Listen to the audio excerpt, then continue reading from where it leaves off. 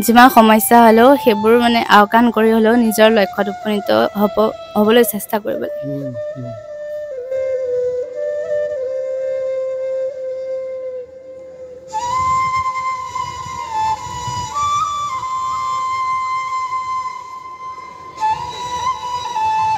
মই এতিয়া উপস্থিত আছোঁ গৰুবন্ধা মিকিৰ গাঁৱত আৰু গৰুবন্ধা মিকিৰ গাঁৱত গুণলতা শইকীয়া এগৰাকী ছাত্ৰীয়ে এতিয়া বৰ্তমান সমগ্ৰ অঞ্চলটোলৈ নাম কঢ়িয়াই আনিছে এই মিকিৰ গাঁও। আৰু এই মিকিৰ গাঁও অঞ্চলৰ ভিতৰত তেখেতে বৰ্তমান 84.4% নম্বৰেৰে এতিয়া মিকিৰ গাঁও অঞ্চলটোলৈ সুনাম কঢ়িয়াই আনিছে। আৰু দীপক শইকীয়া, ৰেণু শইকীয়াৰ সুকন্যা বুলি ক'ব লাগিব গুণলতা শইকীয়া। আৰু তেখেতৰ সম্পূৰ্ণ পৰিৱেশটো বৰ্তমান দেখাইছোঁ চাওক, এইটো এটা পৰিৱেশ আৰু এই পৰিৱেশৰ পৰাই তেওঁ সুখ্যাতিৰে উত্তীৰ্ণ হ'বলৈ সক্ষম হৈছে আৰু যি অশেষ কষ্ট কৰিবলগীয়া আছে। আৰু তাতোতকৈ ডাঙৰ কথা হ'ল যে এই যিখন ঘৰৰ পৰা তেওঁ পঢ়া শুনা কৰি বৰ্তমান যি হায়াৰ ছেকেণ্ডেৰীত সুখ্যাতিৰে উত্তীৰ্ণ হৈছে আৰু ইমান এটা সুন্দৰ ৰিজাল্ট কৰিবলৈ সক্ষম হৈছে, তেওঁ ঘৰত নাই কাৰেণ্ট, নাই, তেওঁ চাকিৰ পোহৰত থাকি তেওঁ পঢ়া শুনা কৰি সুখ্যাতিৰে উত্তীৰ্ণ হৈছে। আৰু কিমান কষ্ট কৰিবলগীয়া হৈছে ভাবক, দিনৰ যি সূৰ্যৰ পোহৰ আছে, যেতিয়ালৈকে সূৰ্যৰ পোহৰ থাকে তেতিয়ালৈকে সেই পোহৰৰ ভিতৰত ঘৰত পঢ়ে আৰু যেতিয়া সন্ধিয়া হয় তেওঁ চাকিৰ পোহৰত পঢ়িবলগীয়া হয়। আজিৰ এনে এটা দিনত তেওঁ বৰ্তমান কাৰেণ্ট নথকাকৈ এইখন ঘৰৰ পৰা পঢ়ি তেওঁ 84.4% ল'বলৈ সক্ষম হৈছে আৰু 5টা বিষয়তে তেওঁ লেটাৰ পাইছে। আৰু যি গুণলতা শইকীয়া, তেওঁৰ ঘৰত আহি আমি উপস্থিত হৈছোঁ, এয়াই হ'ল গুণলতা শইকীয়া।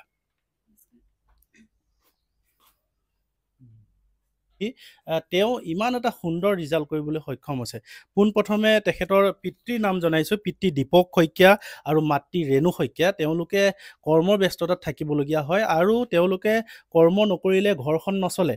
দেউতাকে ৰিক্সাখন লৈ ওলাই যায়, যিহেতু বেটেৰী ৰিক্সা এখন, আৰু বেটেৰী ৰিক্সা লৈ দিনটো তেওঁ যি কৰ্ম কৰে সেই কৰ্মৰে যি উপাৰ্জন কৰে সেই উপাৰ্জনেৰে ঘৰখন চলিবলগীয়া হয়। গতিকে পিতৃয়ে পুনৰ আকৌ কামলৈ গৈছে, মাতৃ গৈছে।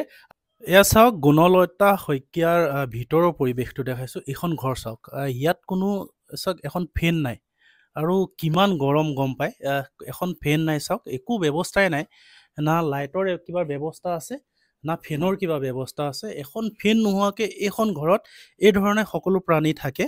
আৰু এয়া খিৰিকী দি যি ধৰণে পোহৰ আহে, এই ৰ'দৰ যি পোহৰ আহে, ৰ'দৰ পোহৰত দিনত পঢ়ে আৰু ৰাতি চাকি জ্বলাই পঢ়ে। এতিয়া বৰ্তমান চাকি পাবলৈ নাই, কিন্তু তথাপিও চাকি জ্বলাই পঢ়ে।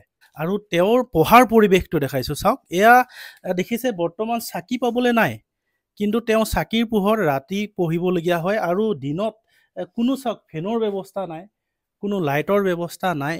আৰু এই গুণলতা শইকীয়াই এই ধৰণে চাওক এই টেবুলতে পঢ়ে, কোনো টিউশ্যন নোহোৱাকৈ এই ধৰণে চাকিৰ পোহৰ ৰাতি আৰু দিনত সূৰ্যৰ পোহৰত পঢ়ি এইগৰাকী গুণলতা শইকীয়াই সঁচাই গুণেৰে উপচাই পেলাইছে। আৱেগিক হৈ পৰিছে এগৰাকী ছাত্ৰী। আৰু এয়া দেখিছে এটা আৱেগিক সময়, এইটো সুখৰ সময়, এইটো দুখৰ সময় নহয়।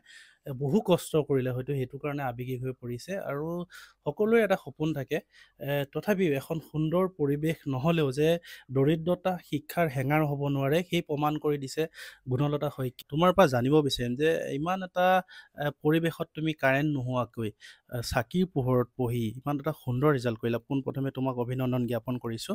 আৰু কি ক'বা, কাক এই কৃতিত্ব ইয়াৰ আঁৰৰ কোন ব্যক্তিগৰাকী? ইয়াত আঁৰত মোৰ মা দেউতা আৰু কেইগৰাকীমান শিক্ষক শিক্ষয়িত্ৰী আছে। তেওঁলোকে মোক মানে মেট্ৰিক দিয়াৰ সময়ৰ পৰা বহুতখিনি সহায় কৰিছে।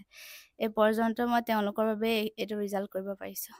যিহেতু এইটো এটা চৰকাৰী ঘৰেই আছিলে আৰু ঘৰটো এতিয়া আধাখনীয়া হৈ আছে, এতিয়া সম্পূৰ্ণ কৰিব পৰা নাই। গতিকে আমি এই ভিডিঅ'ৰ জৰিয়তে অনুৰোধ জনাইছোঁ, যদি আমাৰ যি বিভাগ আছে, বিভাগে যদি আমাক অলপ কমচে কম এই গুণলতা শইকীয়াৰ যিহেতু তেওঁ কৃতিত্বৰ অধিকাৰী আৰু ইমান এজনী সুন্দৰী মেধাৱী ছাত্ৰীক যদি অকণমান সহায় কৰে, নিশ্চয় ভৱিষ্যত দিনত আগুৱাই যাবলৈ সক্ষম হ'ব। ইমান ধুনীয়াকৈ এটা ৰিজাল্ট কৰিলে আমি আশা ৰাখিছোঁ, সকলো পক্ষকে আমি আবেদন জনাইছোঁ আজি সাংবাদিক হিচাপে, যে এই ঘৰটো যাতে অতি সোনকালে নিৰ্মাণ কৰি তেওঁলোকক থকাৰ ভাল সুবিধা কৰি দিয়ে, তাৰ কাৰণে আমি চৰকাৰলৈ অনুৰোধ জনাইছোঁ। দৰিদ্ৰতা শিক্ষাৰ হেঙাৰ হ'ব নোৱাৰে সেই প্ৰমাণ কৰি দিছে গুণলতা শইকীয়া। আৰু গুণলতা শইকীয়াই বৰ্তমান যি আমাৰ গৰুবন্ধা মিকিৰ গাঁও সমগ্ৰ অঞ্চলতে এতিয়া সুনাম কঢ়িয়াই আনিছে। গতিকে গাঁওবাসীৰ লগতে আমিও তেওঁক অনেক শুভেচ্ছা জ্ঞাপন কৰিছোঁ। ভৱিষ্যত দিনত তেওঁ যি সপোন আছে এগৰাকী শিক্ষকতা কৰাৰ, আমি তেওঁৰ সপোন সদায় সফল হওক এই আমি আশীৰ্বাদ জ্ঞাপন কৰিছোঁ।